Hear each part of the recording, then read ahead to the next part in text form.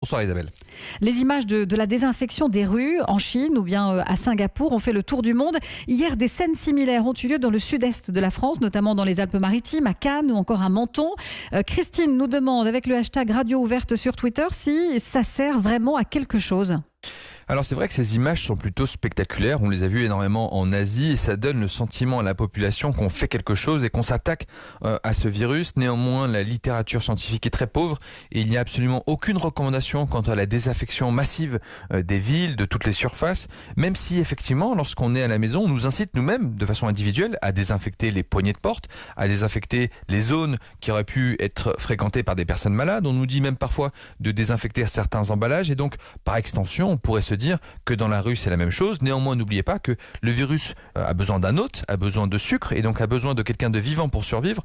Ça veut donc dire qu'après une nuit passée, le virus n'existe plus dans la nature et donc ces mesures, bien que spectaculaires, ne font pas preuve de leur efficacité dans le traitement des épidémies. On préfère confiner les gens, les dépister, leur mettre des masques et qu'ils se lavent les mains, même si, pourquoi pas, on peut le faire, mais je pense que c'est qu'un effet un peu placebo et à visée anxiolytique de la population. Et c'était important de le dire. Merci à vous, docteur Jimmy Mohamed, que l'on retrouve bien sûr très régulièrement sur l'antenne d'Europe 1 et notamment dans l'émission Sans Rendez-vous tous les jours à 15h avec Mélanie Gomez.